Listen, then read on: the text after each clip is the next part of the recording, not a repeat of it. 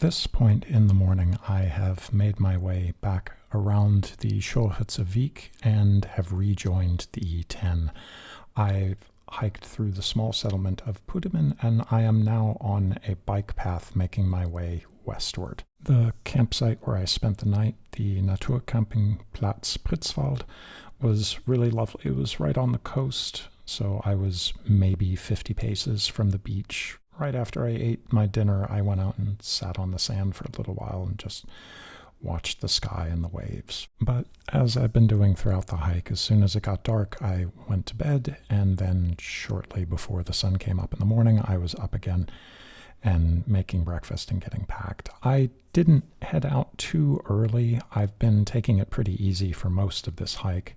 I tend to leave the campsite by about 8 o'clock, maybe 8:30 or 9 even. And it turns out this day I got out a little earlier. I think it was about 8:30. So it's not that late in the morning yet.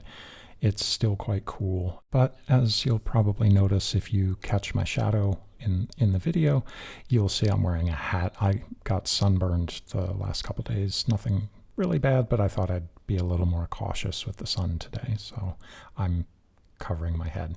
Eventually, though, the bike path intersects with this road that you'll see up ahead of you. I'm going to stop here and check my map for a little while, but from that point on, I'm going to be following a normal car road for a while. It's not the most interesting trail in itself, but what I do really enjoy about it is that it passes through the settlements of Melnitz and Uselitz, which are around the Melnitz-Uselitzer Weg, and I get to see some really beautiful marshland as I'm hiking around it. I'll stop a few times as I make my way around this Weg and just look out across the water at the birds and the plants and the sky. I think this ends up being the last section of paved road that I'm walking along until I get to the viaduct at Stralsund. For all of the rest of the hike here, I'm going to be walking either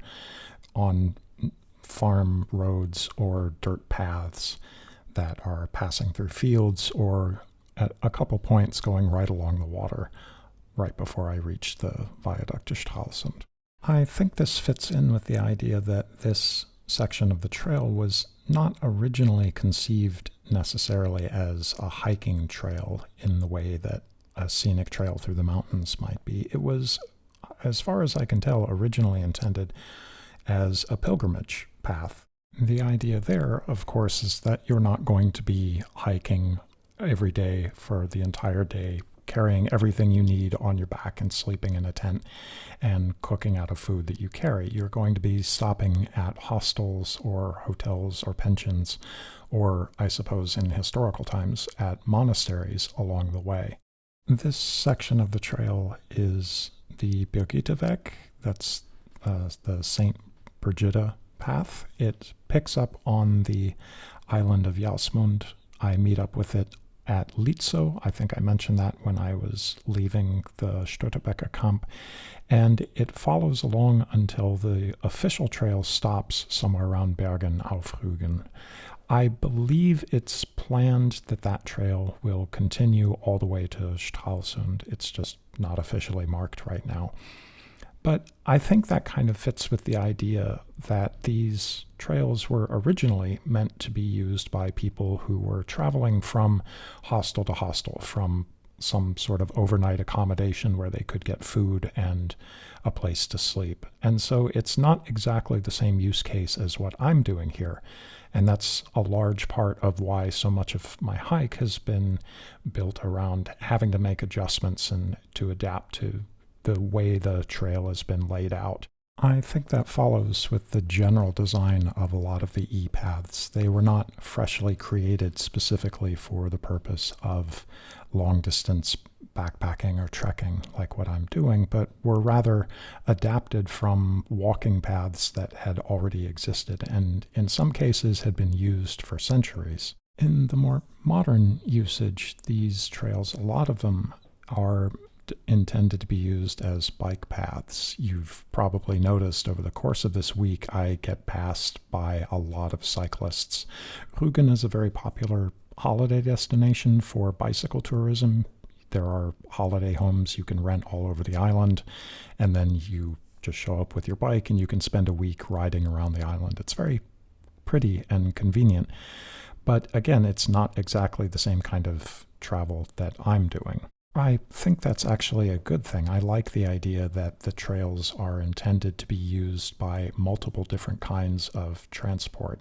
And I'm particularly concerned, I think, in having trails that are also accessible, for example, to people using wheelchairs or getting around by other means. I want these trails to be accessible to as many people as possible. I want the landscapes that they traverse to be something that as many people as possible can see and enjoy and experience. And with that in mind, I come up here on the last section of track before I reach the bridge to Stralsund. This little bit of trail will drop out onto a sidewalk. I'll cross over the road a couple times, and then I will be walking along the side of the viaduct on the way across the water. This is the part of the hike where I start processing a lot of conflicting emotions about my experience of the previous week. On the one hand, I've been getting gradually hyped up as I'm approaching Stralsund. I keep taking little spurs off the side of the trail to look across the water, and I can see the city getting closer and closer over the afternoon. And as I cross onto the viaduct, obviously it starts getting very present in front of me. So I'm becoming increasingly motivated to make my way across and get to the end of my hike, but at the same time, I don't really want it to end. One of the experiences I think a lot of thru hikers can relate to is that your sense of time when you are hiking long distances like this gets very distorted. During the days as I'm making these stretches of 20 kilometers at a time, it feels like it's taking forever. My sense of time is very different out on the trail, and I hope you can get a sense of that a little bit as you've been watching the videos I've been posting from each day. It feels on the one hand like there's this enormous stretch of distance and time in front of me, but by the time I get to the end of it, where I am here, it always surprises me how quickly it's over and how soon it is that my hike comes to an end, and I don't want it to end. I wish I could keep going. I wish I could just pass through the city of Stralsund and make my way across the German mainland and keep heading south. But on the other hand, I'm also very sore at this point. My feet are in agony. I have enormous blisters. You can't hear it in the video that I'm shooting as I'm crossing over the bridge here, but at some point there's a very audible grunt as the blisters in my feet explode, and from that point afterward I'm moaning and whining as I make my way across, and I just want to get to the bus stop. I just want to get to the part where I can take my pack off, get the weight off of my feet, and finally rest and head home. And at the same time, I don't want to go home. I want to keep hiking. It's a very conflicted set of emotions, and it's part of the experience of hiking these trails for me. But as I'm making my way across here, I think it's also a good time to reflect on the experience as a whole and what it means for me to have done something like this. At the outset, I had a goal with this hike that I wanted to accomplish. I wanted to see whether it was logistically possible, just from a practical standpoint, to hike these trails as if they were a through hike. And my concerns there, as I think one of the comments from a video a couple days ago asked, is just basic practical questions like, how do you find overnights? How do you find places where you can get resupplies, fuel, food, those sorts of things? And as I found hiking across Rügen, it's definitely possible. It takes a little bit of creative thinking at times, but it's very doable. I want to take that further. I want to see if it's possible to hike one of these trails all the way from end to end. That's fairly ambitious, but I think it can be done, and that's something I want to do with this project. So that's going to be my goal in the new year. I want to turn this hobby of mine into something a bit more substantial. It's going to take me a while, I suspect, but I want to build this platform and the other platforms I use into a tool to raise funds for these trails. I think they're an absolute treasure. I hope you've gotten a little bit of the experience just watching the videos and seeing the pictures that I post as I'm making my way along this trail. It's absolutely beautiful out here. And being able to hike something like this is really a treasure. I want that experience to be something that more people can do. And if there is a way I can use my own experiences to help others do it, either by giving advice or by, hopefully, in the long term, being able to raise funds to build up these trails and improve them and expand them, then that's what I want to do. So this has been my first attempt at through hiking one of the E-trails, and I plan to do many more in the future going forward.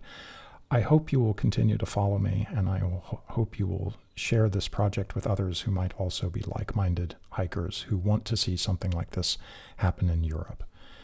We'll see how it goes. This is the start of a new year, so it's a good time to think about the future, and I look forward to seeing you on that journey as we continue forward. So thanks for watching. I hope it was enjoyable for you, and I will see you on the next hike.